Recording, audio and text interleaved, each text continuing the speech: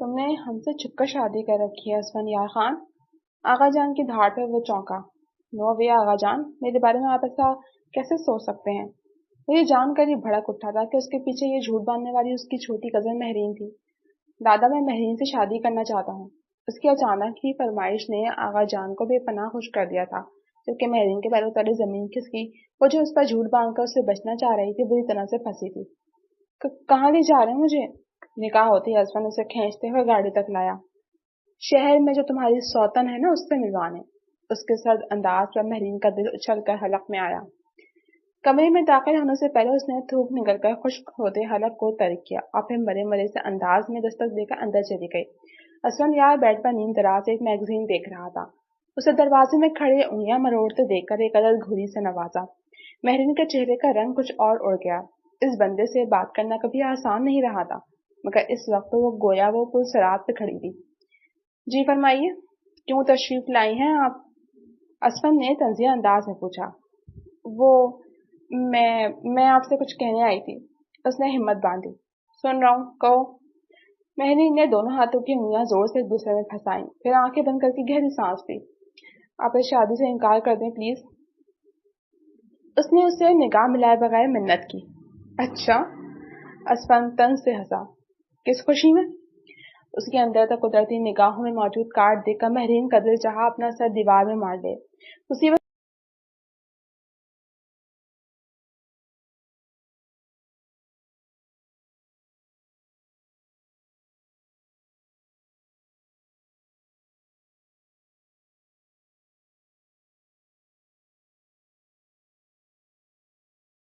کو دعوت بھی تو اس نے خود ہی دی تھی۔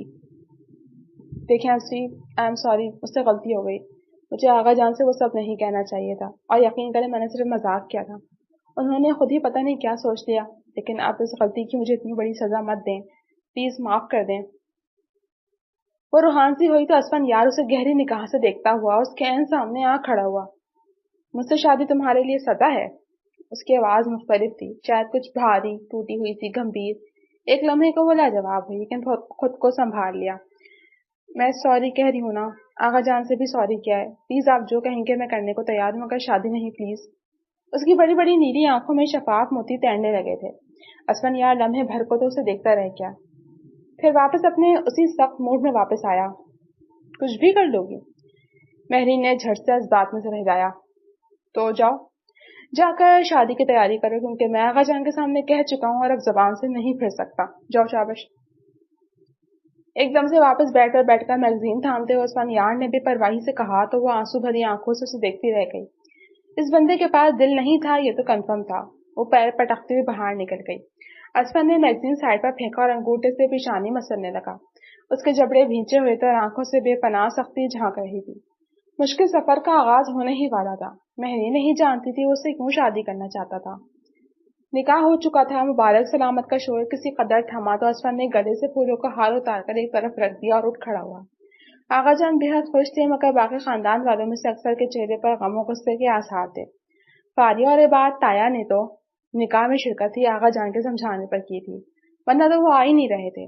اسفند آغا جان کے کمرے میں سے اپنے کمرے کی طرف آیا تو اسے سیڑھیوں میں کسی کی موجودگی کا احساس ہوا۔ قریب گیا تو معلوم ہوا وہ فاریہ ہے۔ سر گھٹنوں پر رکھے وہ بے آواز رو رہی تھی۔ وہ اس کے قریب ٹھہر گیا۔ فاریہ، تم رو رہی ہو؟ اس کی آواز سن کر فاریہ نے جلدی سے آنسو پوچھے۔ اگر اسفند بڑا بیٹا ہونے کی حیثیت سے سب کا خیال رکھتا تھا تو وہ بھی خاندان کی سب سے ذمہ دار بڑی بیٹی تھی۔ اس کے حصے میں بھی بہت سی ذمہ داریاں آتی تھیں۔ اسے بھی اصولوں کا پاس رکھنا تھا، جن میں سے ایک ان کہا رول یہ بھی تھا کہ وہ کسی کے سامنے آنسو بہا کر خود کو کمزور ثابت نہیں کرے گی۔ لیکن آج میں ٹھیک ہوں، اس نے بہت روکھے لہجے میں کہا۔ اسفند تھکا تھکا سا اس کے پہلو میں بیٹھ گیا۔ میرے پاس اور کوئی راستہ نہیں تھا فاریہ، مجھے یہ کرنا ہی تھا۔ وہ نہ جانے کیوں کہہ گیا، ورنہ اسے کسی کو صفائی دینے کی عادت نہیں تھی۔ فاریہ تلخ سا ہنسی۔ ہاں جانتی ہوں، وہ نوجوان ہے، عمر میں آپ سے بہت چھوٹی اور معصوم بھی ہے، پھر شوق ہے، ماڈرن ہے، آپ کے پاس واقعی میں کوئی راستہ نہیں تھا۔ بکواس مت کرو، اگر یہ چیزیں دیکھ کر شادی کو حامی بھرتا تو اس سے 10 گنا زیادہ روحی تھی، اس سے کر لیتا پھر۔ اسفند کو اس کی سطحی سوچ پر شدید غصہ آیا۔ میری بلا سے تم کسی مہرین سے شادی کرو، شرمین ہو یا روحین، میرا اب کیا تعلق؟ بچپن کی منگنی تو تم نے خود ہی توڑ دی اسفندیار خان۔ اس کی آواز بھرائی تو مزید کچھ کہنے کے بجائے اٹھ کر اندر بھاگ گئی۔ اسد غصے سے اسے جاتے دیکھتا رہا، پھر تیز سے مہرین کے کمرے کی طرف لپکا۔ مہرین اس وقت ہانیہ کے ساتھ بیٹھی تھی۔ ہانیہ چھوٹے ماموں کی بیٹی تھی اور مہرین کی بچپن کی دوست بھی، اس لیے وہ دونوں ایک دوسرے سے دل کی ہر بات کہہ دیتی تھی۔ اس وقت بھی ہانیہ افسوس سے مہرین کو دیکھ رہی تھی، رو رو کر اس کی آنکھیں سوج گئی تھی۔ ظالم کہیں کے، کسی کو مجھ پر ترس نہیں آیا، اٹھا کے اس ہٹلر کے پلو سے باندھ دیا۔ اس کی بات پر ہانیہ نے جھلا کر اسے دیکھا۔ نہیں، تمہیں ضرورت کہاں تھی ان کی خفیہ شادی کا شوشہ چھوڑنے کی؟ تم جانتی نہیں تھی ان کا مزاج کتنے اکھڑ اور ضدی ہیں۔ کسی بات کو آنا کا مسئلہ بنا لیں تو آغا جان بھی انہیں ان کی ضد سے ہٹا نہیں سکتے، اور یہاں تو وہ خود ہی دل سے چاہتے تھے کہ تمہاری اور اسی بھائی کی شادی ہو۔ اد کھلے دروازے پر کھڑا اسفندیار خان رک گیا۔ بڑی مشکل سے اس نے ہانیہ کے دیے ہوئے القاب ہضم کیے، لیکن ابھی مہرین کا رونا جاری تھا۔ میں کیا کرتی؟ آغا جان تو ویسے بھی میری شادی اسی سے کرنا چاہتے تھے۔ دادی کی موت کے بعد تو انہوں نے کھل کر کہنا شروع کر دیا تھا کہ وہ پالے کے بجائے میری شادی اسفند سے کروانا چاہتے ہیں۔ میں تو بس اس مغرور ہٹلر سے جان چھڑانا چاہتی تھی، اس لیے اس کی خفیہ شادی۔ مہرین کی بات ادھوری رہ گئی۔ دھڑام سے دروازہ کھلا اور اسفند غضبناک چہرہ لیے سامنے کھڑا نظر آیا۔ ہانیہ اور مہرین بوکھلا کر کھڑی ہو گئیں۔ اسفند آہستہ آہستہ چلتا مہرین کے سامنے آ کھڑا ہوا اور اسے غور سے دیکھنے لگا۔ ہانیہ چپ چاپ وہاں سے کھسک گئی۔ مہرین نے بھی قدم پیچھے ہٹائے تو ایک دم سے اسفند نے اس کی کلائی سختی سے پکڑ لی۔ کلائی میں موجود چوڑیاں کڑ کڑ کی آواز سے ٹوٹیں تو مہرین کے چہرے پر خوف اور تکلیف کے تاثرات ابھرے۔ کیا کر رہے ہیں آپ؟ چھوڑیں پلیز، درد ہو رہا ہے۔ وہ منمنائی۔ مجھ سے جان چھڑانا چاہتی تھی تم، اسی لیے وہ جھوٹ باندھتا تھا مجھ پہ۔ وہ دھیمی مگر سرد آواز میں غرایا تو مہرین کا دم خشک ہو گیا۔ میں اسفی بھائی، وہ مارے گھبراہٹ کی کچھ بول ہی نہیں پائی، اس لیے بھوکلاہٹ میں اسے بھائی بول گئی۔ ایسے بھی برسوں کی عادت تھی، اتنی جلدی کہاں چھوڑنی تھی۔ لیکن ایک دم سے اسفند کے دماغ میں جیسے غصہ کسی سیلاب کی طرح بڑھ آیا۔ اسے بازو سے پکڑ کر وہ کھینچتا ہوا باہر آیا اور گاڑی کا دروازہ کھول کر اسے اندر پٹکا۔ وہ بوکھلا کر رہ گئی۔ اسفند غصیلے مزاج کا تھا، مگر اس کا یہ والا روپ تو اس نے پہلی بار دیکھا تھا۔ کہاں لے جا رہے ہیں مجھے؟ اس نے کانپتی ہوئی آواز میں پوچھا تو اسٹیئرنگ وہیل پر بیٹھتے ہوئے اسفند نے اسے دیکھا۔ شہر میں جو تمہاری سوتن ہے نا، اس سے ملوانا ہے۔ اس کے سرد انداز پر مہرین کا دل اچھل کر حلق میں آیا۔ اس سے پہلے کہ وہ کچھ کہتی اندر سے آغا جان باہر آتے دکھائی دیے، بلکہ کئی ملازموں نے اور خود ہانیہ نے بھی اسفند کو مہرین کو کھینچ کر لے جاتے دیکھا تھا۔ انہی میں سے کسی نے آغا جان کو بتا دیا تھا اور اب وہ خود لاٹھی ٹیکتے آ رہے تھے۔ اسفند نے بے اختیار مٹھی بھینچی۔ اسفند یار، کیا کر رہے ہو تم یہ سب؟ کہاں لے جا رہے ہو مہرو کو؟ اسفند نیچے اترا۔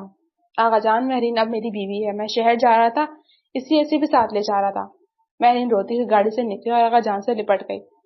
آغا جان، یہ مجھ پر بہت غصہ ہے، زبردستی کھینچے جا رہے تھے، یہ دیکھیں چوڑیاں بھی توڑ دی ہیں۔ مہرین نے ہاتھ آگے کر کے زخمی کلائی دکھائی تو آغا جان نے ناگواری سے اسفند کو دیکھا۔ یہ کیا بچپن ہے اسفند یار، تم اسے ایسے کیسے لے جا سکتے ہو؟ اسفند نے سرخ چہرے سے مہرین کو کھا جانے والی نگاہوں سے دیکھا۔ کیوں نہیں لے جا سکتا آغا جان، بیوی ہے میری یہ، اور لیکن آغا جان نے اسے مزید کچھ کہنے کا موقع دیے بنا اس کی بات کاٹ دی۔ تمہاری بیوی ہونے سے پہلے یہ میری اکلوتی نواسی بھی ہے، اگر اس کے ماں باپ نہیں رہے تو کیا ہوا، میں جو بیٹھا ہوں، اور ابھی تمہاری رخصتی نہیں ہوئی جو اسے لے جا رہے ہو، خبردار اگر دوبارہ ایسا کیا تو۔ اسفند ہونٹ بھیج کر رہ گیا۔ وہ آغا جان سے بحث نہیں کرنا چاہ رہا تھا، اس لیے خاموش رہا۔ آغا جان مہرین کو بازو کے گھیرے میں لیے اندر چلے گئے، البتہ جاتے جاتے انہوں نے مڑ کر عجیب سی معنی خیز نظروں سے اسفند کو ضرور دیکھا تھا۔ اسفند نے زور سے گاڑی کا دروازہ بند کر دیا، اس کی آنکھوں سے شدید قسم کا اضطراب نظر آ رہا تھا۔ اسے ہر قیمت پر مہرین کو یہاں سے دور لے جانا تھا، اور آغا جان اس کی ہر کوشش ناکام کیے جا رہے تھے۔ وہ جانتا تھا اب اسے آغا جان کی عدالت میں پیش ہونا پڑے گا۔ مہرین کو واپس اس کے کمرے کے دروازے پر چھوڑ کر آغا جان نے اس کے سر پہ ہاتھ پھیرتے ہوئے اسے سکون سے سو جانے کی تلقین کی۔ اب بیٹھک کی طرف چلتی ہے۔ واپس مڑتے ہی ان کے چہرے پر بے پناہ سختی اور غصے کے تاثرات نمودار ہوئے۔ ابھی انہیں اسفند سے اس کی حرکت پر بھی جواب طلبی کرنی تھی۔ وہ بیٹھک میں آئے تو اسفند وہاں پہلے سے ہی موجود تھا۔ انہیں دیکھ کر وہ اٹھ کھڑا ہوا۔ ہاں بھائی صاحبزادے، کیا حرکت تھی ہے؟ کیا ثابت کرنا چاہتے تھے آپ یہ سب کر کے؟ وہ انتہائی سرد لہجے میں اس سے مخاطب ہوئے تو اسفند نے کنفیوژن سے انہیں دیکھا۔ آغا جان، اس نے کچھ کہنا چاہا لیکن انہوں نے اس کی بات درمیان میں ہی کاٹ دی۔ تم جانتے ہو نا مہرو کا اس وقت اس حویلی سے باہر جانے کا مطلب کیا ہے؟ کیا مطلب؟ میں سمجھا نہیں آغا جان۔ آغا جان نے غصے سے اسے دیکھا۔ کیا مطلب؟ اب یہ بھی میں ہی تمہیں سمجھاؤں؟ سردار بننے والے ہو تم، اتنی سی بات نہیں سمجھ پا رہے ہو کہ سب بختاور خان اور اس کے آدمی کتوں کی طرح بو سونگ رہے ہیں؟ ادھر مہرو باہر گئی، ادھر وہ جھپٹ کر لے جائیں گے۔ اسفند کا چہرہ تمتما گیا۔ ایسے کیسے جھپٹ لے جائیں گے؟ میں زندہ ہوں ابھی۔ وہ غضبناک انداز میں غرایا تو آغا جان نے اسے کندھوں سے پکڑ کر پرجوش انداز میں اس کی آنکھوں میں دیکھا۔ یہ جوش سنبھال کر رکھو اسفندیار خان، یہی تو وقت آیا ہے جس کا ہم برسوں سے انتظار کر رہے ہیں۔ ایک چھوٹی سی غلطی سالوں کی محنت اور انتظار برباد کر سکتی ہے۔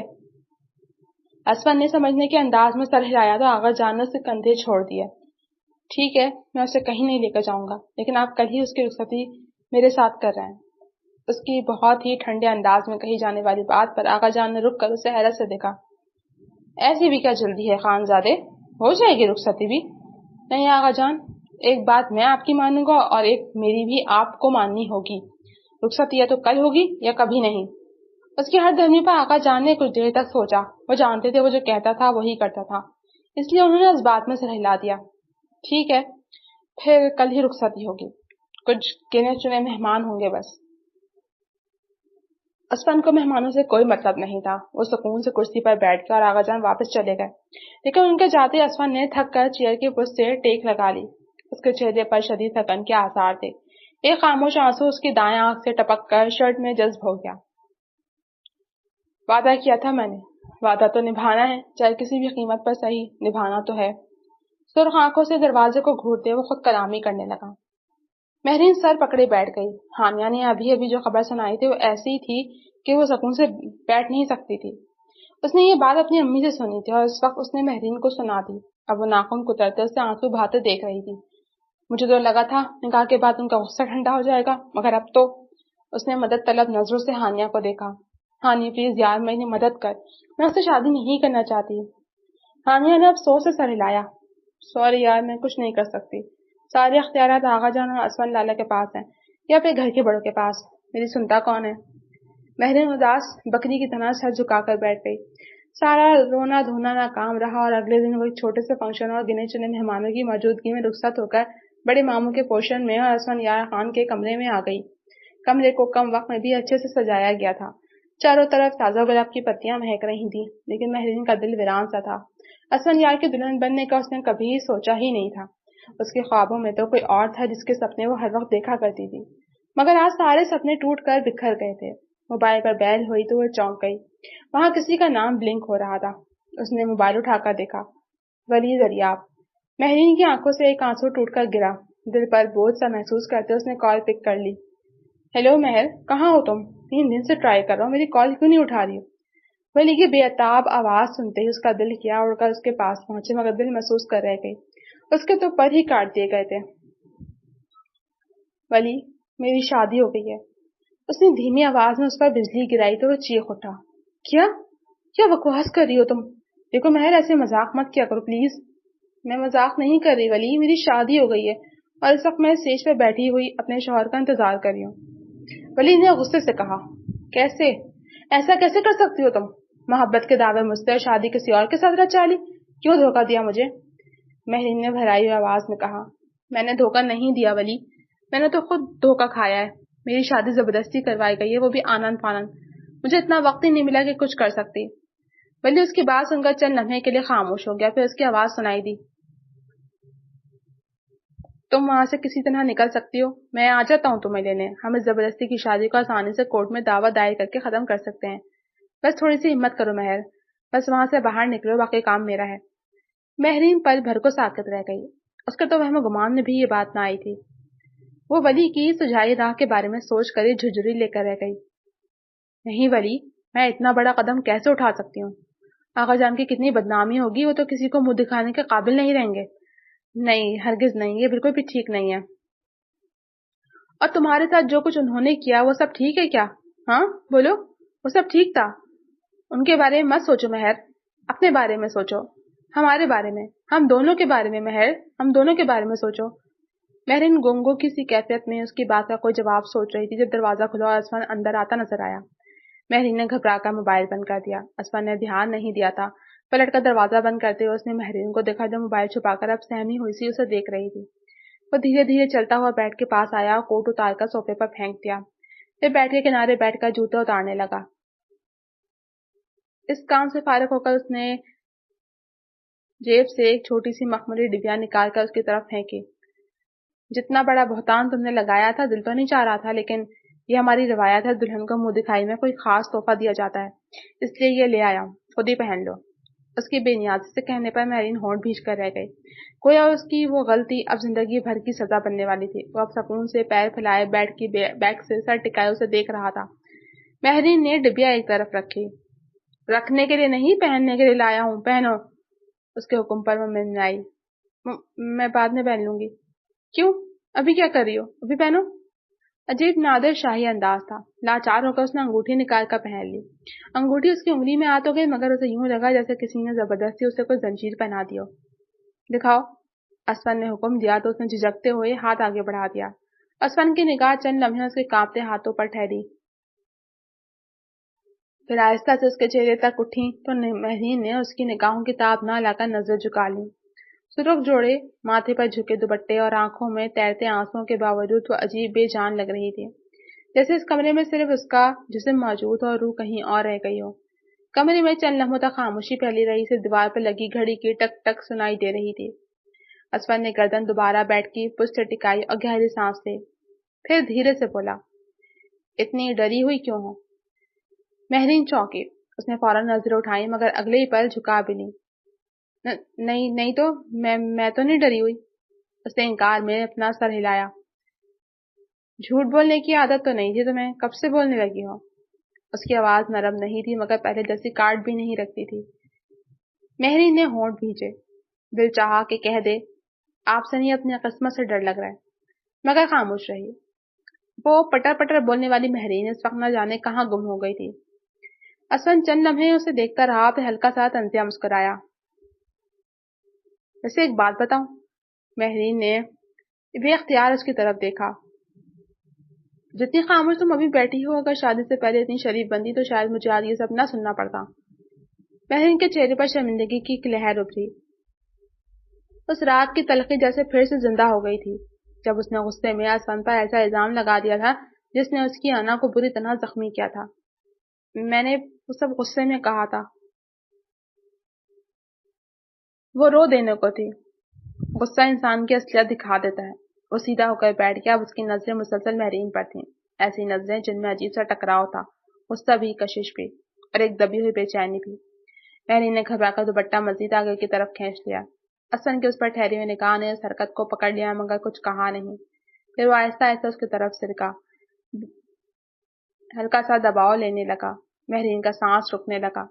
اس کے ہاتھوں کی انگلیاں سختی سے ایک دوسرے میں الجھ گئیں. اسفن اب اس کے بہت قریب تھا. اس کی پرفیوم کی خوشبو مہرین کے سانسوں میں اترنے لگی. اس کی سانسوں کو اپنے چہرے کے ساتھ ٹکراتا محسوس کر رہی تھی. اس نے بے اختیار اپنا چہرہ پیچھے کیا. کیا ہوا؟ اس نے دھیمی آواز میں پوچھا. شوہر ہوں تمہارا، کوئی اجنبی نہیں. پھر یہ گریز کیسا؟ مہرین کا دل زور زور سے دھڑکنے لگا. حلق خشک ہو گیا. ولی کی آواز اس کے کانوں میں گونجی. بس وہاں سے نکل آؤ مہر، باقی سب میں سنبھال لوں گا. وہ خاموش رہی، لیکن دل میں درد کی لہر سی اٹھی تو اس کی آنکھیں بھر آئیں. اسفن نے شاید پہلی بار غور سے اسے دیکھا. وہ صرف شرمندہ نہیں تھی، وہ ٹوٹ رہی تھی، بکھر رہی تھی. اس کی پلکوں پر نمی چمک رہی تھی، سانس بے ترتیب تھے، اور وہ پوری کوشش کر رہی تھی کہ رو نہ پڑے. اسفن کے چہرے کے تاثرات آہستہ آہستہ بدلنے لگے. اس نے ہاتھ بڑھا کر مہرین کا ہاتھ تھاما، مگر مہرین کی آنکھ سے گرنے والا اکلوتا آنسو دیکھ کر اس کا ہاتھ جہاں تھا وہیں رک گیا. کمرے میں ایک عجیب سی خاموشی اتر آئی. مہرین نے خوفزدہ نظروں سے اسے دیکھا، جیسے اگلے لمحے وہ اس پر اپنا حق جتانے والا ہو، مگر اسفن صرف اسے دیکھتا رہا. بہت دیر تک دیکھتا رہا. پھر اچانک ہلکی سی کڑوی ہنسی اس کے ہونٹوں سے نکلی. زبردستی چھیننا مجھے کبھی بھی پسند نہیں رہا مہرین بخت خان. مہرین ساکت رہ گئی. اسفن نے نظریں دوسری طرف پھیر لیں. کچھ دیر بعد جب بولا تو آواز پہلے سے کہیں زیادہ سرد تھی. ویسے بھی یہ شادی تو صرف ایک وعدے کی پاسداری ہے، ورنہ جس لڑکی کے دل میں کوئی اور ہو، اس کے قریب جاننے کا کوئی شوق نہیں مجھے. مہرین کا دل جیسے ایک لمحے کو رک گیا. اس نے چونک کر اسفن کو دیکھا. کیا اسے کچھ پتہ چل گیا تھا؟ اسفن نے اس کی طرف دوبارہ نہیں دیکھا.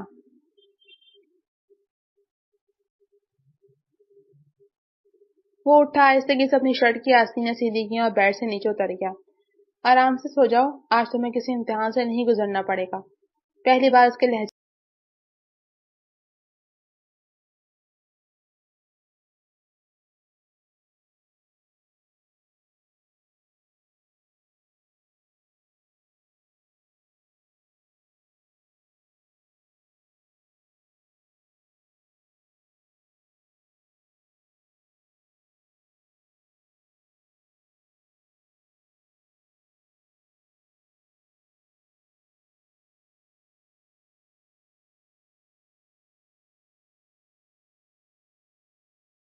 میں طنز نہیں تھا، یہی چیز مہرین کو سب سے زیادہ حیران کر گئی۔ وہ دروازے کی طرف بڑھا، مہرین بے اختیار بول پڑی، آپ کہاں جا رہے ہیں؟ اسلم کے قدم رکے مگر وہ پلٹا نہیں۔ جہاں کم از کم کسی کی آنکھوں میں اپنے لیے نفرت تو نہ دیکھنی پڑے، جہاں آزادی سے سانس لے سکوں، کیونکہ نفرت زدہ نگاہیں میرا دم گھونٹتی ہیں۔ یہ کہہ کر وہ باہر نکل گیا۔ دروازہ بند ہونے کی آواز کے ساتھ ہی مہرین جیسے ہوش میں آئی۔ وہ چند لمحے ساکت بیٹھی رہی، پھر آہستہ سے اپنے سینے پہ ہاتھ رکھا جہاں دل عجیب بے ترتیبی سے دھڑک رہا تھا۔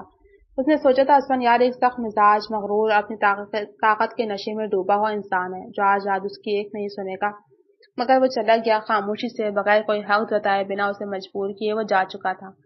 مہرین کی نظر دروازے پر جم گئی، پھر آہستہ آہستہ ولی کی باتیں اس کے ذہن میں گونجنے لگیں۔ اپنے بارے میں سوچو مہر، ہمارے بارے میں سوچو۔ اس نے بے اختیار آنکھیں بند کر لیں۔ کیا ہوگا اگر اسفند واقعی اتنا برا نہیں جتنا وہ سمجھتی ہے، اور کیا ولی واقعی اس قابل ہے کہ وہ اسفند پر اسے ترجیح دے اور ایک ایسا قدم اٹھا لے جس کے نتائج بہت بھیانک ہوں گے؟ اس کا ذہن بری طرح الجھنے لگا۔ وہ پہلی بار دونوں مردوں کو ایک ترازو میں رکھ کر سوچ رہی تھی۔ ایک وہ تھا جو اسے لے کر بھاگنے کو تیار تھا، اور ایک وہ جو حق ہونے کے باوجود اس کے آنسو دیکھ کر رک گیا تھا۔ کمرے میں گہری خاموشی چھائی ہوئی تھی، دیوار پر لگی مدھم سفید روشنی ہر چیز کو اداس سا بنا رہی تھی۔ مہرین بیٹھ کے کنارے بیٹھی تھی، گھٹنوں کے گرد بازو لپیٹے، جبکہ ذہن میں ولی کی آواز بار بار گونج رہی تھی، بس باہر نکل آؤ مہر، باقی سب میں سنبھال لوں گا۔ اس نے بے چین ہو کر آنکھیں بند کر لیں۔ یہ شادی، یہ گھر، یہ رشتہ کچھ بھی تو اس کی مرضی سے نہیں ہوا تھا۔ پھر وہ کیوں رک رہی تھی؟ صرف آقا جان کی عزت کی خاطر، یا اس لیے کہ اسفندیار نے جاتے جاتے اس کے دل میں ایک عجیب سا اضطراب چھوڑ دیا تھا؟ مہرین نے فوراً سر جھٹک دیا۔ نہیں، اس نے خود سے سرگوشی کی، یہ سب ڈرامہ بھی ہو سکتا ہے۔ اس نے فوراً موبائل اٹھایا، ولی کے کئی میسیجز اسکرین پر جگمگا رہے تھے۔ میں باہر آ جاؤں؟ صرف ایک بار آ جاؤ مہر، میں تمہیں یہاں سے لے جاؤں گا۔ اس کا دل زور سے دھڑکا۔ اسے یونیورسٹی کے وہ لمحے یاد آئے جب ولی اور وہ ساتھ ساتھ ہوتے تھے، ایک دوسرے سے وعدے وعید کرتے، سہانے سپنے دیکھتے۔ وہ بے چین ہو اٹھی، ولی کے بغیر زندگی ادھوری تھی۔ اس نے جلدی سے میسج ٹائپ کیا، ایڈریس بھیج رہی ہوں، کیا آج پہنچ سکتے ہو؟ چند لمحے بعد ہی ولی کا رپلائی آ گیا، میں اسی ایریا میں قریب ہوں، 20 منٹ تک پہنچ جاؤں گا۔ وہ موبائل کو کسی قیمتی چیز کی طرح ہاتھوں میں پکڑے اگلے میسج کا انتظار کرنے لگی۔ کمرے کے باہر مکمل سناٹا تھا، اسفند شاید کہیں اور جا کر سو گیا تھا۔ رات کافی گزر چکی تھی، تقریباً آدھے گھنٹے بعد ہلکی سی بپ ہوئی، میں باہر حویلی سے کچھ فاصلے پر موجود ہوں، آ جاؤ۔ اس نے دھیرے سے بیٹھ سے قدم نیچے اتارے، پازیب کی مدھم سی جھنکار سنائی دی تو وہ فوراً رک گئی۔ گھبرا کر اس نے پازیب اتار کر ہاتھ میں پکڑ لیا اور پھر سائڈ ٹیبل پر رکھ دی، پھر دبے قدموں دروازے کی طرف بڑھی۔ دروازہ کھولتے وقت اس کا ہاتھ کانپ رہا تھا، ایسا لگ رہا تھا جیسے وہ صرف ایک کمرے سے نہیں پوری زندگی سے بھاگنے جا رہی ہو۔ راہداری اندھیرے میں ڈوبی ہوئی تھی، دور کہیں گھڑی نے 2 بجنے کا اعلان کیا۔ مہرین نے دوپٹہ سنبھالا اور دبے قدموں سیڑھیاں اترنے لگی۔ ہر قدم پر دل یوں دھڑک رہا تھا جیسے کوئی ڈھول پیٹ رہا ہو۔ آخر وہ لان تک پہنچ گئی۔ ٹھنڈی ہوا اس کے چہرے سے ٹکرائی۔ رات غیر معمولی طور پر خاموش تھی۔ اسے گیٹ سے باہر نکلنا تھا، یقیناً اس وقت بھی گارڈز وہاں موجود تھے اور ان کی موجودگی میں باہر نکلنا ممکن نہ تھا۔ وہ کوئی تدبیر سوچنے لگی۔ مہرین نے قدم آگے بڑھایا ہی تھا کہ اچانک کچھ آوازیں سن کر رک گئی اور چونک کر دائیں طرف دیکھا۔ لان کے دوسرے کنارے پر درختوں کے سائے میں کچھ لوگ موجود تھے۔ مہرین فوراً درختوں کے پیچھے چھپ گئی۔ اندھیرے میں اسے صرف دھندلے وجود نظر آ رہے تھے۔ ایک آدمی کسی کو کندھے پر اٹھائے ہوئے تھا۔ نائٹ لیمپ کی روشنی میں اس نے اسے پہچان لیا۔ امیر خان؟ وہ آقا جان کا سب سے وفادار آدمی تھا، ہمیشہ ان کے ساتھ سائے کی طرح رہتا تھا، مگر اس وقت رات کے اس پہر کسی کو اٹھا کر کہاں لے جا رہا تھا؟ مہرین نے آنکھیں سکڑ کر دیکھنے کی کوشش کی، مگر اٹھائے گئے وجود کا چہرہ نظر نہ آیا، صرف لمبے سیاہ بال نیچے جھول رہے تھے۔ وہ کوئی عورت تھی۔ مہرین کے دل میں عجیب سا خوف ابھرا۔ اسی لمحے دوسرے سمت سے قدموں کی آواز آئی۔ ایک لمبا وجود تاریکی سے نکل کر سامنے آیا۔ وہ اسفندیار تھا۔ مہرین کا سانس اٹک گیا۔ اسفند سیدھا امیر خان کے سامنے آ کر رکا، اس کے چہرے پر عجیب سنجیدگی تھی۔ امیر خان، انہیں میرے حوالے کرو، اسفند نے ٹھہرے ہوئے لہجے میں کہا۔ امیر خان نے فوراً انکار میں سر ہلایا۔ ناممکن، سردار کے حکم کے خلاف نہیں جا سکتا میں۔ اسفند کی آنکھوں میں خطرناک سی چمک ابھری۔ اور میں انہیں اس حالت میں چھوڑ نہیں سکتا۔ اس کے الفاظ سخت تھے۔ آپ بیچ میں نہ پڑیں چھوٹے سردار، یہ معاملہ آپ سے۔ اس کے الفاظ مکمل بھی نہ ہوتے کہ اچانک پیچھے سے سایہ لپکا، اسی بھاری چیز کے سر پر لگنے کی خوفناک آواز گونجی اور امیر خان اور اس کا ساتھی لڑکھڑائے پھر زمین پر گر گئے۔ مہرین نے بے اختیار اپنے منہ پہ ہاتھ رکھ دیا تاکہ چیخ نہ نکل جائے۔ سر پر چوٹ مارنے والا زین خان تھا، اسفن کا خاص آدمی۔ جلدی کرو، زین خان نے دبی آواز میں کہا، کوئی آ گیا تو مسئلہ ہو جائے گا۔ اسفن کے ساتھ آئے چاروں آدمیوں نے فوراً بے ہوش امیر خان اور اس کے ساتھی کو اٹھایا اور کندھوں پر ڈال لیا، جبکہ اسفن خود اس بے ہوش عورت کے قریب جھکا۔ نہایت احتیاط اور پیار سے اس نے اسے اپنی باہوں میں سنبھالا تو اس کے لمبے بال پھر ایک طرف ڈھڑک گئے۔ مہرین کا دل زور سے دھڑکا اور ساتھ ہی ایک عجیب سی ناگواری نے بھی اسے گھیر لیا۔ کون تھی وہ؟ اور اسفن اسے اس طرح کیوں بچا رہا تھا؟ اتنے پیار سے اسے کیوں سنبھال رہا تھا؟ اس نے دل ہی دل میں سوچا۔ کچھ فاصلے پر زین خان نے بے چینی سے بولا، اگر سردار کو یہ سب پتہ چل گیا تو قیامت آ جائے گی۔ آپ جانتے ہیں وہ کیا کریں گے؟ اسفن نے اس بے ہوش عورت کی طرف دیکھا۔ اس کی آواز دھیمی مگر مضبوط تھی۔ جانتا ہوں، پھر بھی میں اسے بے آسرا نہیں چھوڑ سکتا۔ اسفن نے نظر اٹھائی، اس کی آنکھوں میں عجیب درد تھا۔ ہمارا خون کا رشتہ ہے زین۔ مہرین چونک گئی۔ خون کا رشتہ؟ مجھے اپنا فرض بھی نبھانا اور وعدے نبھانے پڑتے ہیں زین خان، اسی لیے تو میں نے اس پاگل لڑکی سے شادی کی ہے تاکہ اسے بچا سکوں۔ مہرین کے قدم جیسے زمین میں جم گئے، سانس، دل، سوچیں سب ایک لمحے کو رک گئے۔ پاگل لڑکی؟ کیا وہ اس کی بات کر رہا تھا؟ اس نے شادی سے اسے بچانے کے لیے کی، مگر کس سے؟ آغا جان سے یا کوئی اور ہے؟ یہ سب آخر ہو گیا رہا تھا؟ ایک لمحے کو تو سب بھلا کر اس کا دل چاہا کہ باہر آ کر یہ سب سوال اسفن سے پوچھ ہی لے، لیکن پھر اپنی پوزیشن کا خیال آیا تو وہیں دبکی رہی۔ چلو، اسفن کی آواز نے اس کے خیالات توڑے۔ وہ لوگ تیزی سے وہاں سے نکل گئے۔ چند لمحوں بعد لان دوبارہ خاموش ہو چکا تھا، مگر مہرین کے اندر جیسے طوفان برپا ہو گیا۔ وہ کانپتے قدموں سے پیچھے ہٹی، تقریباً بھاگتی واپس اندر آئی۔ راہداریوں سے گزرتے بار بار اسے یوں لگ رہا تھا جیسے کوئی اسے دیکھ رہا ہو یا اس کا پیچھا کر رہا ہو۔ آخرکار وہ کمرے میں پہنچ گئی۔ دروازہ بند کرتی اور اس نے پشت اس سے لگاتی اور گہری گہری سانسیں لینے لگی۔ ذہن میں باہر بار وہی الفاظ گونج رہے تھے، میں نے اس سے شادی اسی لیے کی تاکہ اسے بچا سکوں۔ اس نے بے اختیار موبائل اٹھایا، صرف ایک کال، موقع اچھا تھا۔ اسفن یقیناً جس کسی کو بھی لے گیا تھا وہ آقا جان کی مرضی کے خلاف ہوا تھا۔ وہ آقا جان کو سب بتا کر اسے نیچا دکھا سکتی تھی، اسفن کی ساری حقیقت کھول سکتی تھی، مگر پھر ایک سوال نے اسے روک لیا۔ اگر اسفن واقعی کسی کو بچا رہا تھا تو اگر آقا جان کسی پر سچ میں ظلم کر رہے ہوئے تو؟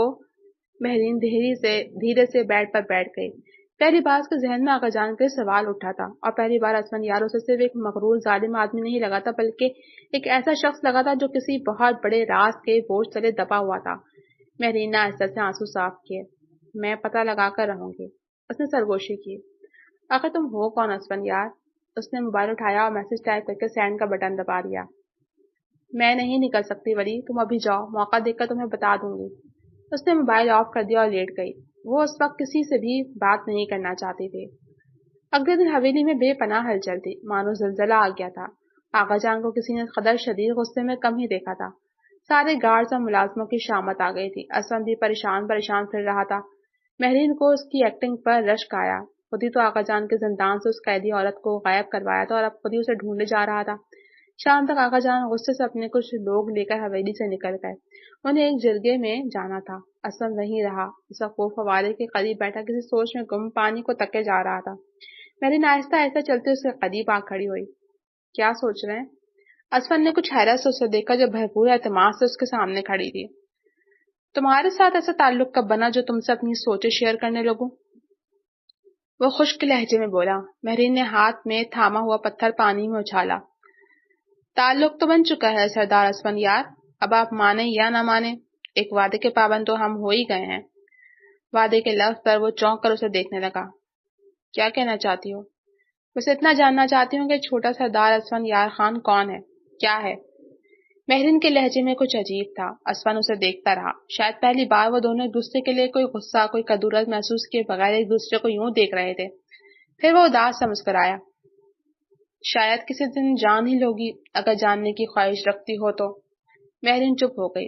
اس سخت مزاج انسان کو کسی پر کھلنا نہیں آتا تھا۔ وہ پلٹ کر جانے لگی جب اس نے عجیب سی بو محسوس کی، بہت ہی گندی سی بدبو تھی۔ چند لمحے میں اسفن نے اسے بے ہوش ہو کر گرتے دیکھا تو مہرین تو بے اختیار دوڑتا ہوا قریب گیا۔ مہرو، کیا ہوا؟ مگر اگلے ہی لمحے اس کا سر بھی شدت سے چکرایا اور پھر اسے کوئی ہوش نہیں رہا۔ مہرین کو ہوش آیا تو اس نے خود کو ایک آرام دہ بستر پر پڑے پایا۔ اس نے اٹھنے کی کوشش کی تو کسی نے نرمی سے اسے بازوں سے پکڑ کر واپس لٹا دیا۔ لیٹ جاؤ مہر، ابھی اٹھنا ضروری نہیں۔ اس نے چکراتے سر کو سنبھالنے کی کوشش کرتے ایسا کرنے والے کو دیکھا اور اس کا دماغ بھگ سے اڑ گیا۔ وہ ولی زریاب تھا اور وہ کسی اجنبی جگہ پر تھی۔ ولی تم مجھے کہاں لے آئے ہو اور یہ کون ہے؟ اس نے ڈری ہوئی آواز میں ولی سے پوچھا۔ ولی نے مسکرا کر اس ادھیڑ عمر سردار کی طرف دیکھا جو شلوار قمیض میں ملبوس، سر پر پگڑی باندھے بہت باروب لگ رہا تھا۔ بتاتا ہوں، سب بتاتا ہوں۔ بوڑھا سردار محبت سے اسے دیکھ رہا تھا، اس کا حال پوچھ رہا تھا۔ وہ الجھے ہوئے انداز میں اسے جواب دے رہی تھی مگر اس کی سوالیہ نظریں ولی پر تھیں۔ وہ تو اپنی حویلی میں تھی، پھر یہاں کیسے آئی اور یہ کون سی جگہ تھی؟ سردار نما آدمی چند لمحے بعد چلا گیا تھا اور تھوڑی دیر میں جو کچھ ولی نے بتایا اسے سن کر وہ شوق رہ گئی۔ سردار بختاور خان تمہارے والد مہر، تمہارے سگے باپ، تمہارے ماں باپ کی پسند کی شادی تھی جو تمہارے ننیالی خاندان نے کبھی قبول نہیں کی۔ ایک عرصے تک یہ شادی چھپی رہی مگر جب تم دنیا میں آنے لگیں تو چچا بختاور خان تمہاری ماں زرمینہ چچی کو وہاں سے نکال لے گئے۔ ایک حادثے میں تمہاری اماں چل بسی مگر تمہارے نانا کے ہاتھ لگ گئیں۔ تمہارے نانا نے جان بوجھ کر تمہیں چچا بختاور سے دور اور الگ رکھا۔ تمہیں باپ کا نام بخت خان بتایا کیونکہ وہ نہیں چاہتے تھے کہ تم حقیقت جانو۔ ان دونوں کے درمیان دشمنی کی وجہ سے تمہاری ماں کی موت کے بعد اس نے ایسا ڈرامہ رچایا جس سے بختاور چچا کو یقین ہو گیا کہ چچی زرمینہ کے ساتھ تم بھی مر چکی ہو۔ یہ تو برسوں بعد تم سے مل کر اور چچی سے تمہاری حیرت انگیز مشابہت دیکھ کر میں چونکا، اور جب تمہارا بیک گراؤنڈ پتہ کروایا تب ساری کہانی سامنے آ گئی۔ یہ جگہ تمہارا اپنا گھر ہے، سردار بختاور خان کی حویلی، وہ جگہ جہاں تمہیں ہونا چاہیے تھا۔ تمہاری کال کے بعد میں ایک پل بھی نہیں رک سکا۔ جیسے تمہارا نانا وہاں سے گیا اور حویلی کی سیکیورٹی کچھ کم ہوئی تو میں نے حویلی میں بے ہوش والی گیس پھینکوا کر سب کو بے ہوش کر دیا اور تمہیں وہاں سے نکال لایا۔ اور مزے کی بات بتاؤں، تمہارا وہ مجرم بھی میں ساتھ ہی اٹھوا لایا ہوں۔ اسد خان اس وقت باہر صحن میں بندھا ہوا ہے، کل اسے سردار بختاور خان سزا دیں گے۔ وہ پتہ نہیں کیا کیا بول رہا تھا۔ مہرین کا دماغ سنسنا رہا تھا، اسے لگا وہ پھر سے بے ہوش ہو جائے گی۔ اسی وقت سردار بختاور خان اندر آئے تو وہ سسکتے ہوئے ان کے بازو سے لگ کر رونے لگی۔ اس کا باپ زندہ تھا مگر اسے کہا گیا تھا کہ وہ ایک حادثے میں اس کی ماں کے ساتھ مر گیا۔ وہ بچپن میں ماں باپ کی محبت کو ترستی رہی۔ آقا جان نے کیسا عجیب سا کھیل کھیلا تھا ان باپ بیٹی کے ساتھ۔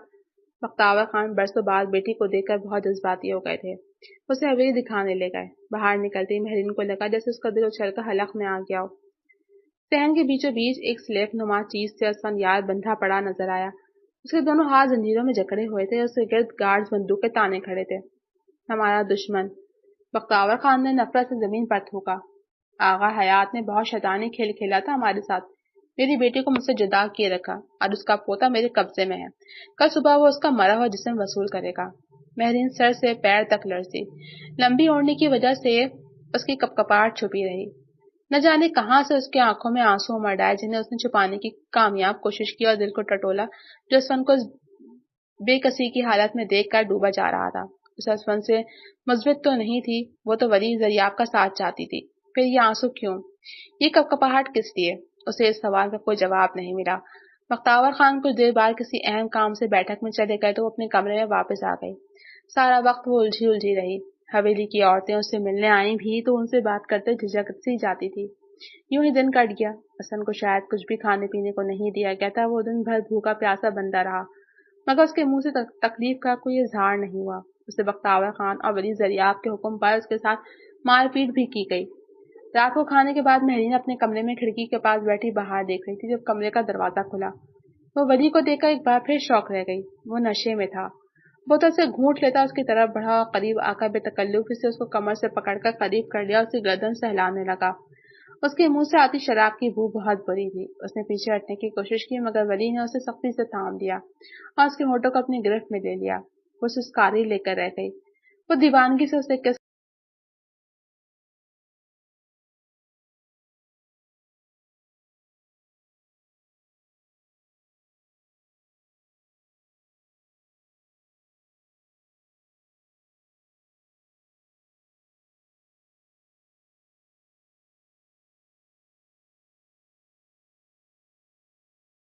کرتا رہا، پھر دھیرے دھیرے اس کی جنونیت بڑھنے لگی۔ وہ دست درازی پر اترا تو مہرین تڑپ کر اس سے دور ہوئی اور ولی کی بوتل چھین کر کرسی پر مار کر توڑ دی اور ٹوٹا ہوا حصہ سامنے کیا۔ رک جاؤ ولی، ورنہ یا تو میں اپنی جان لے لوں گی یا تمہاری۔ وہ پھنکاری تو ولی کا نشہ اتر گیا۔ اسی وقت باہر سے بختاور خان نے زور سے پکارا، ولی ولی کہاں ہو؟ ادھر آؤ، کام ہے۔ ولی نے اسے گھور کر دیکھا اور باہر نکل گیا۔ مہرین وہیں بیٹھ سے پشت ٹکائے سسکنے لگی۔ ولی کا یہ روپ اس نے پہلی بار دیکھا تھا اور اب اسے شدید گھن آ رہی تھی۔ پتہ نہیں اسفن کیسا ہوگا، اس نے روتے روتے سوچا اور پھر ایک فیصلہ کر کے اٹھ کھڑی ہوئی۔ اس کا دماغ بہت تیزی سے کام کر رہا تھا۔ اس کے پاس صرف آج کی رات تھی، جو کرنا تھا اسی ایک رات میں کرنا تھا، ورنہ اگلا دن اسفن کی زندگی کے آخری دن بن سکتا تھا۔ ملازمت سے کھانے کی ٹرے لے کر اس نے اسفن یار کے سامنے رکھی۔ گارڈ نے اس کے ہاتھ کھولنے سے انکار کر دیا تھا۔ مہرین نے نوالا بنا کر اس کی طرف بڑھایا۔ دشمن کو کھانا کھلاؤ گی؟ وہ زخمی سے مسکرایا تو مہرین کا دل مٹھی میں آ گیا۔ ہم دشمن نہیں ہیں اسفن یار، اس نے دھیمی آواز میں کہا۔ بابا بہت غصے میں، کل وہ تمہیں جان سے مارنے کا پلان بنا رہے، مگر میں ایسا نہیں چاہتی۔ کیوں؟ محبت ہو گئی ہے مجھ سے؟ اس حال میں بھی اسفن یار کا طنز عروج پر تھا۔ مہرین نے اسے غور سے دیکھا۔ محبت تو آپ کو بھی نہیں ہے مجھ سے، پھر شادی کیوں کی تھی اسفن یار خان؟ کیوں نکاح کیا مجھ سے؟ اسفن نے بازو کو ہلکی سی حرکت دی تو درد کی تیز لہر اٹھی، اس کے منہ سے بے آواز کراہ نکلی۔ وعدہ کیا تھا پھپھو سے کہ ان کی بیٹی کو اس خاندانی دشمنی کا نشانہ نہیں بننے دوں گا۔ مہرین دم بخود اسے دیکھنے لگی۔ پھپھو سے وعدہ؟ لیکن اس کی ماں تو مر چکی تھی۔ اسفن نے اس کی حیرت بھانپ لی۔ آقا جان تمہیں تمہارے باپ کی کمزوری بنا کر استعمال کرنا چاہتے تھے، اور پھپھو ایسا نہیں چاہتی تھی۔ معلوم نہیں تھا کہ بختیور خان کیا کریں گے، مگر دشمنی نے ان کا ہنستا بستا گھر اجاڑ دیا۔ آج تمہیں یہ خوشخبری بھی دے دوں کہ زرمینہ پھپھو بھی زندہ ہیں۔ وہ 25 سال سے آغا جان کی قید میں تھی، وہ انہیں محبت کی شادی کرنے کی سزا کے طور پر انہیں قید کر لیا۔ تمہارے چادر کو یہ بتایا کہ تم اور پھپھو ایک حادثے میں مر چکے ہو۔ کل میں انہیں وہاں سے نکال آیا، لیکن کچھ عرصہ پہلے ہی میں ان کو زندان میں دیکھا تھا، تب سب جان کر ان سے وعدہ کیا تھا۔ کیا کہا آپ نے؟ اسفن نے تھکے ہوئے انداز میں دیوار سے سر ٹکایا۔ زخمی چہرے پر عجیب سی بے بسی تھی۔ زرمینہ پھپھو زندہ ہیں۔ مہرین کا سانس رکنے لگا۔ نہیں، یہ ممکن نہیں ہے۔ اس کی آواز کانپ رہی تھی۔ آقا جان ایسا نہیں کر سکتے۔ اسفن تلخی سے ہنسا۔ تم ابھی بھی انہیں فرشتہ سمجھتے ہو؟ جھوٹ بول رہے ہیں آپ۔ مہرین بے اختیار بولی، مگر اسے اپنی آواز کھوکھلی محسوس ہوئی۔ آقا جان سخت ہو سکتے ہیں، مگر اتنے ظالم نہیں۔ ظالم انسان ہمیشہ دنیا کے سامنے نرم ہی بنتا ہے۔ اسفن کی آواز پہلی بار بلند ہوئی۔ 25 سال مہرین، 25 سال ایک عورت کو زندان میں رکھا گیا صرف اس لیے کہ اس نے اپنی پسند سے شادی کی تھی۔ مہرین کے جسم میں سنسنی دوڑ گئی۔ وہ عورت تمہاری ماں ہے، اسفن نے اس کی آنکھوں میں دیکھتے ہوئے دھیرے سے کہا، اور اب وہی کھیل شاید تمہارے ساتھ کھیلا جانا تھا۔ آقا جان کے لیے تم نوازی نہیں، بختیور خان کی وہ کمزور رگ تھیں جسے وہ وقت پڑنے پر استعمال کرنا چاہتے تھے۔ مہرین کے ہونٹ کانپنے لگے۔ اسے وہ رات یاد آئی، ولی زبردستی کی شادی، آقا جان کی خاموش سختی، سب کچھ اچانک ایک نئی شکل اختیار کرنے لگا تھا۔ میں نے تم سے نکاح اپنی خوشی کے لیے نہیں کیا تھا، میں باہر انہیں یہ تاثر دے رہا تھا کہ میں تم سے اس خفیہ شادی والے جھوٹ کا بدلہ لینے کے لیے یہ کر رہا ہوں، مگر اسفن نے دھیمی مگر صاف آواز میں کہا، میں نے تمہیں بچانے کے لیے سب کیا، کیونکہ اگر میں ایسا نہ کرتا تو تم بھی شاید آقا جان اور بختیور خان کی لڑائی کا ایک پیادہ بن جاتی۔ مہرین کی آنکھوں سے آنسو بہنے لگے۔ وہ چند لمحے ساکت بیٹھی رہی، پھر اچانک جھک کر اسفن سے لپٹ گئی۔ اسفن چونک گیا۔ مہرین بچوں کی طرح رو رہی تھی۔ مجھے معاف کر دیں۔ اس کی آواز ٹوٹ رہی تھی۔ میں آپ کو غلط سمجھتی رہی، میں نے آپ سے نفرت کی۔ اسفن کے بندے ہاتھ حرکت نہ کر سکے، مگر اس کی آنکھوں میں پہلی بار نمی ابھری۔ پگلی، وہ آہستہ سے بولا، نفرت نہیں کرتی تھی تم، بس ڈری ہوئی تھی۔ مہر، یہ کیا کر رہی ہو؟ دشمن ہے یہ ہمارا۔ بختیور خان کی کڑکتی آواز سن کے وہ گھبرا کر اس سے الگ ہوئی۔ وہ غصے سے لال پیلے ہو کر پستول اسفن کی طرف تان رہے تھے۔ مہرین تڑپ کر اسفن کے سامنے آ گئی۔ نہیں بابا، اگر آپ اسفن کو مار دیں گے تو آپ کی بیٹی بھی مر جائے گی، یہ میرا شوہر اور محسن بھی، انہوں نے نہ صرف مجھے بلکہ امی کو بھی بچایا۔ امی زندہ ہیں بابا۔ بختیور خان کی آنکھیں حیرت سے پھٹ پڑی۔ نہیں، ہاں بابا، یہ سچ ہے۔ مہرین نے انہیں سب کچھ سچ سچ بتا دیا۔ اسفن نے انہیں شہر کی اس کوٹھی کا پتہ بتایا جہاں اس نے زرمینہ کو چھپایا تھا۔ بختیور خان نے جھک کر خود اس کی زنجیریں کھول دی اور اسے گلے سے لگا لیا۔ وہ تو واقعی ان کا محسن ثابت ہوا تھا۔ اس کے بعد سب کچھ تیزی سے بدلنے لگا۔